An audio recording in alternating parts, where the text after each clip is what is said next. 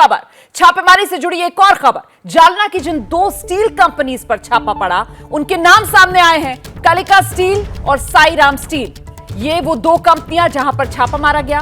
Kalika steel के मालिक का नाम है घनश्याम गोयल, साईराम स्टील के मालिक का नाम अग्रवाल। छापेमारी की जानकारी पुलिस तक को नहीं दी गई थी। हम सीधे आपको लेकर चलते हैं, मेरे साथ मेरे सहयोगी सूरज ओझा इस वक्त मौजूद हैं। जरा सूरज से जानते हैं कि अभी तक की जो जानकारियां सामने निकलकर आ रही हैं, उसके बाद क्या इस रेड के दायरे को और बढ़ाया जाएगा? क्या अभी कुछ और ऐसे लिंक्स बाकी रह गए हैं जो खंगाले जाने बाकी हैं? सूरज जी बिल्कुल, देखिए पिछले 8 दिनों से छापेमारी चल रही, जैसे कि हमारे संवाददाता मृत्युंजय सिंह ने बताया। आईटी तो गई थी छापेमारी करने के लिए, लेकिन उन्हें वहां से कुबेर का खजाना मानो मिल गया है। आपको बता दें कि इनिशियल 3 से 4 दिन तक आईटी ने किसी को कोई सूचना नहीं दी। जो लोकल पुलिस थी वो भी इस संभ्रम में थी कि आखिर इतनी गाड़ियां आ कहां से रही है, जा कहां रही हैं। लेकिन एक दिन आईटी विभाग से जो जालना पुलिस है उनको जानकारी मिलती है कि हम यहाँ पर छापेमारी पिछले 3 से 4 दिनों से कर रहे हैं, हमें बहुत सारे पैसे मिले हैं, हमें सुरक्षा चाहिए क्योंकि पैसे ज्यादा हैं और कुछ भी हो सकता है। इसके बाद लोकल पुलिस का समर्थन लिया गया। देखिए मैं आपको बताना चाहूंगा, जो जिन दो स्टील कंपनियों पर आईटी विभाग ने छापेमारी की, उनके नाम है कालिका स्टील्स और एक का नाम है साईराम स्टील। जो कालिका स्टील है उसके मालिक का नाम है घनश्याम गोयल और वहीं पर जो साईराम स्टील हैं उसके मालिक का नाम है अग्रवाल। तो अब आईटी कंपनी ने अपने दायरे को बढ़ा दिया है। आईटी कंपनी हमेशा गुप्त रूप से ऑपरेशन करती है। ऐसे में देखिए 8 तारीख आज भी वो छापेमारी चल रही है। इसी वजह से आईटी विभाग ने अभी तक आधिकारिक रूप से पैसों की जानकारी नहीं दी है कि आखिर उन्हें कितने पैसे मिले हैं, लेकिन जो जानकारी है वो 50 करोड़ से ज्यादा की बात सामने आई है कि कैश, और जिसे काउंट करने के लिए बाकायदा कैश काउंटिंग मशीन का इस्तेमाल किया गया। तो ये जो अंडर कोवर्ट ऑपरेशन था आईटी विभाग का, काफी सक्सेसफुल रहा। ऐसे में जो टॉप ब्रास हैं आईटी के, वो एबीपी न्यूज को जानकारी दी कि जिन दो स्टील्स पे हमने कार्रवाई की है, ऐसे और भी लोग रडार पर है जहां पर आईटी की टीमें जा सकती हैं और लगातार लोगों को स्कैन किया जा रहा है। और इसी वजह से ये सारे ऑपरेशंस को गुप्त रखा गया ताकि अगर एक स्टील कंपनी का दूसरे स्टील कंपनी के साथ कोई लिंक जुड़ा हो तो वो चीजें स्टैब्लिश की जा सके और कोई इसमें किसी भी तरह का हस्तक्षेप ना कर सके। जी बिल्कुल, मुझे लगता है मृत्युंजय का एक बार फिर से रुख करना चाहिए। मृत्युंजय, वो जिस अंदाज में इस रेड को अंजाम दिया गया ना, कि बिल्कुल ही खुफिया अंदाज में, और एक तरीके से वो कवर के तौर पर बारात को क्रिएट किया गया, राहुल वेड्स अंजलि, इस तरीके के स्टिकर्स गाड़ियों पर लगाए गए और बारात के अंदाज में ये गाड़ियां निकाली गई ताकि किसी को जरा सा भी शक ना हो। तो कुल मिलाकर आईटी विभाग इस बात को समझ रहा था कि अगर ये रेड की खबर लीक हो जाती है तो फिर उनके हाथ खाली रह सकते हैं, फिर कुछ पकड़ में नहीं आएगा। इसी वजह से इतनी गोपनीयता बरती गई। बिल्कुल, निश्चित तौर पर यही बात थी जिसके लिए पूरी गोपनीयता बरती गई। आयकर विभाग ने बिल्कुल सावधानी बरती। यहाँ तक कि आयकर विभाग की टीमें कुछ जो मुंबई से रवाना हुई थी, उनको भी ये सूचना नहीं दी गई थी कि महाराष्ट्र के किस जिले में और किस व्यापारी या किस व्यक्ति के दफ्तर और ठिकानों पर छापेमारी करने के लिए आयकर विभाग के अधिकारी जा रहे हैं। बहुत सीमित लोगों को पता था। इस प्रकार से टीमों को बांटा गया था कि एक दूसरे के मूवमेंट के बारे में भी जानकारी ना हो और कहाँ जा रहे हैं इसकी भी जानकारी ना हो। देखिए बड़ा दिलचस्प है, मुंबई से, नासिक से, औरंगाबाद से, अलग अलग लोकेशन से टीमें गई। इस प्रकार से गाड़ियों का काफिला गया। लग रहा था कि पूरा बारात, और बाकायदा स्टिकर तैयार किए गए थे। इन गाड़ियों पर लिखा गया है दुल्हनिया हम ले जाएंगे, और आगे शीशे पर लिखा हुआ है कि राहुल वेड्स अंजलि। राहुल और अंजलि जो कि जानते हैं हम बॉलीवुड के दो किरदार, शाहरुख खान और उनके फिल्मों में किरदार इस्तेमाल होते हैं राहुल अंजलि, तो राहुल वेड्स अंजलि का इस्तेमाल किया गया। और कुछ लोगों को जो आगे की सीट पर बैठते थे उनको बहुत कैजुअल कपड़ों में, कुर्ता पजामा में, और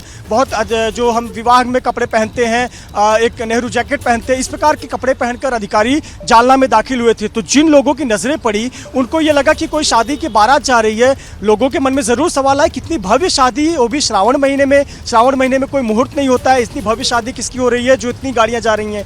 वजह यह थी कि जो स्टील प्लांट के ओनर हैं ये आइडिया नहीं था कि उनके पास कितनी संपत्ति मिलेगी, और उनके जांच का बात सुनकर कहीं जो अन्य हमारे जो निशाने पर लोग हैं, व्यापारी हैं जिन्होंने आयकर की चोरी की है, कहीं वो सतर्क ना हो जाए, इसके लिए इतनी गोपनीयता बरती गई। और इसमें कहीं ना कहीं आयकर विभाग के लोग कामयाब रहे। 3 दिनों तक तो इसे बिल्कुल गुप्त रखा गया था। अब इतने से ही कल्पना कर लीजिए कि जो पुलिस थी, जालना पुलिस, उनको तक खबर नहीं था कि आयकर विभाग के इतने अधिकारी नासिक और मुंबई से यहाँ आकर काम कर रहे हैं, रेड कर रहे हैं, और उनको इस बात की सूचना नहीं थी। जब कैश मिलने शुरू हुए, गद्दे के नीचे से जो बेड होता है, बेड में से, पलंग में से, कपबोर्ड के नीचे, जमीन के हिस्से पे से, इन जगहों से जब कैश मिलने शुरू हुए और जब आंकड़ा करोड़ों में बढ़ते चला गया, तब आयकर विभाग के अधिकारियों ने पुलिस को सूचना दी कि हमें सुरक्षा चाहिए, क्योंकि इतना ज्यादा कैश है, अननोन जगह है, अननोन इलाका है, तो ऐसे पर यहाँ पर काफी ज्यादा गंभीर हो सकती स्थिति, पुलिस की जरूरत पड़ेगी। और क्योंकि पंचनामा भी करना होता है, तो ऐसे पर वहाँ पर लोकल पुलिस की आवश्यकता होती है।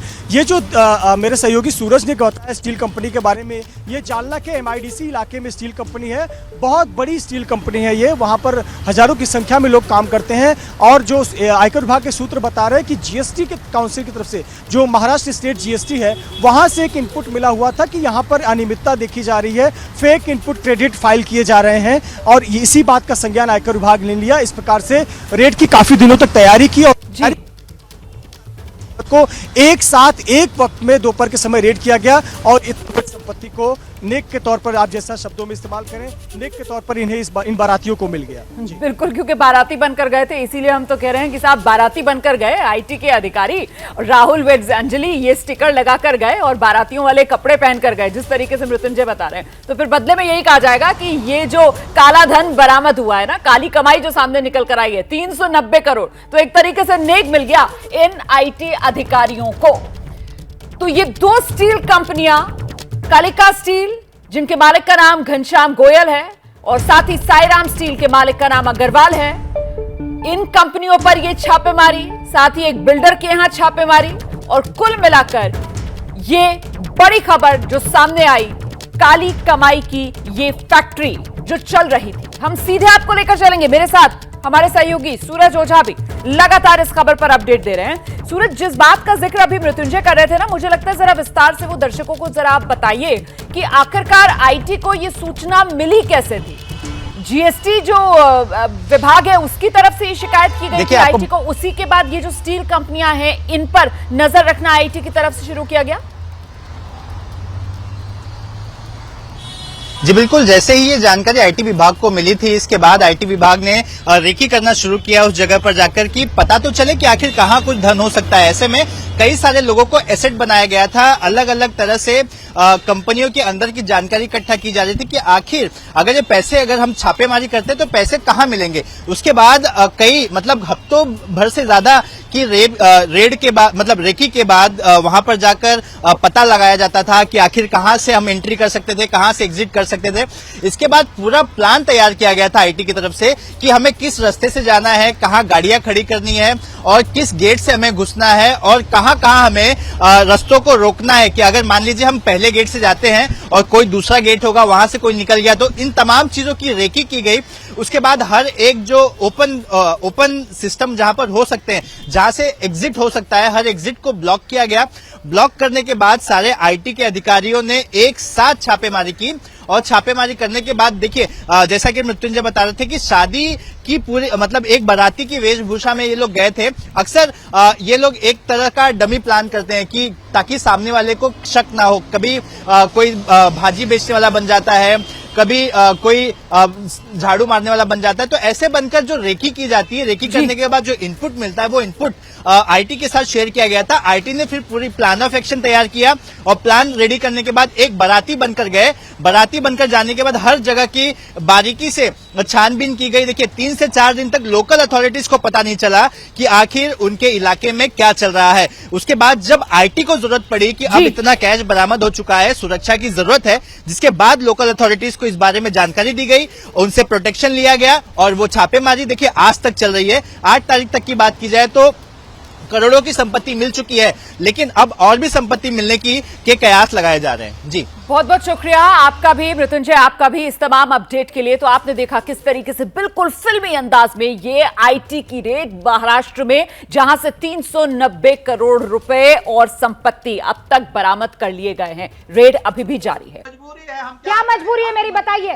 मैं अभी आपको बताती हूँ कि मैंने ओए होए होए होए नमकीन के चटकारे लेते हुए टकटकी मार के डिबेट शो को पॉज रिपीट कर करके देख रहे हैं जोगिंदर जी। इनकी तरह आप भी देखें अपनी फेवरेट डिबेट्स को रिपीट कर और डाउनलोड कीजिए एबीपी लाइव ऐप अपने स्मार्ट टीवी पर।